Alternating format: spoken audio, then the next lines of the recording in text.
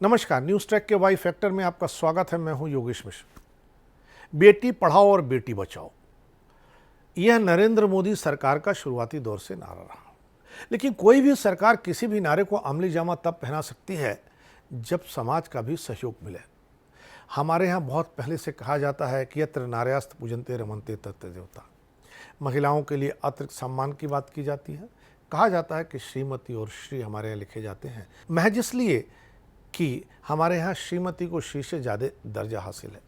लेकिन यह दुर्भाग्यपूर्ण है कि सरकार की प्रतिबद्धता हमारे सामाजिक संस्कारों और परंपराओं के बाद भी महिलाओं के प्रति हमारा नज़रिया बदलने का नाम नहीं ले रहा है। यह बात नेशनल क्राइम ब्यूरो के आंकड़े कह रहे हैं। नवीनतम आंकड़ों के अनुसार पिछले वर्ष की तुलना में 2021 में महिलाओं के खिलाफ अपराध में 15.3% की बढ़ोतरी हुई है। 2020 में 3,71,503 मामलों के सापेक्ष पिछले साल 4,28,278 मामले दर्ज किए गए। एनसीआरबी की रिपोर्ट से अब पता चलता है कि महिलाओं के खिलाफ अपराध की दर प्रति 1 लाख जनसंख्या पर घटनाओं की संख्या के हिसाब से 2020 में 56.5% से बढ़कर 2021 में 64.5% हो गई।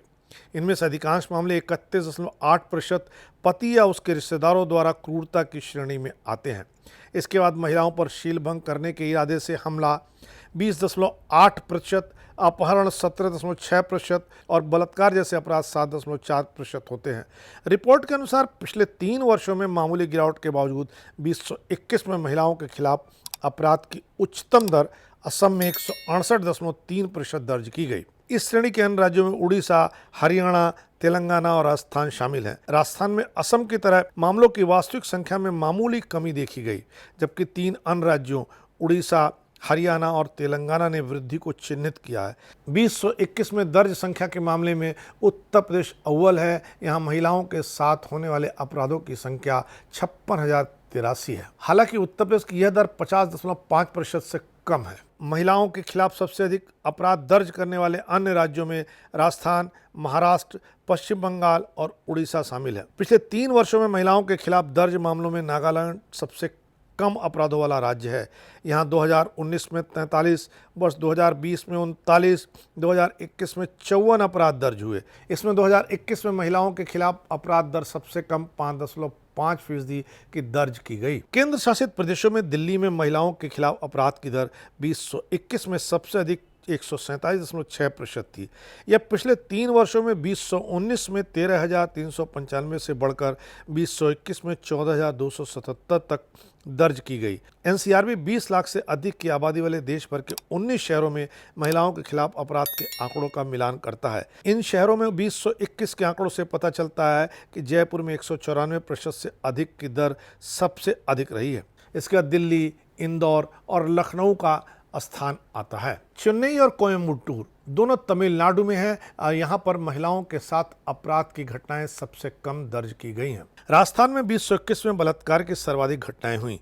पिछले साल दर्ज किए गए 6,337 मामलों के साथ यह राज्य वास्तविक संख्या में सबसे ऊपर था। इसके बाद यूपी, मध्य प्रदेश और महाराष्ट्र थे, जहां पिछले साल 2,000 से अधिक मामले दर्ज किए गए।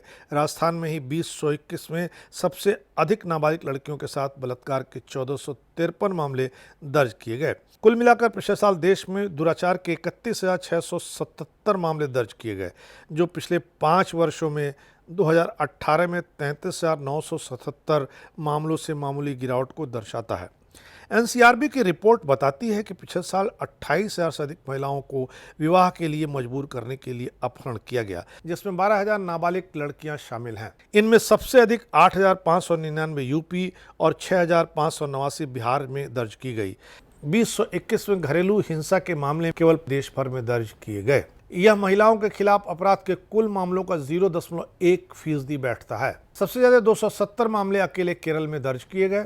दहेज हत्या के 6,589 मामले इस कालखंड में दर्ज किए गए। दहेज हत्या कहलें या घरेलू हिंसा के मामले में सबसे अधिक मौतें उत्तर प्रदेश और बिहार में हुई हैं। इस लिहाज से हम देखें और एनसीआरबी के आंकड़ों को पलटें तो महिलाओं के प्रति सम्मान के हमारे दावे खोखले साबित होते हैं। उम्मीद है कि महिलाओं के सम्मान के अपने पुरातन विचार को हम आगे बढ़ाएंगे, उस पर अमल करेंगे, उस पर चलेंगे। इस बार इतना ही, अगली बार फिर मिलेंगे किसी नए सवाल पर नए ढंग से बात करने के लिए। तब तक के लिए नमस्कार।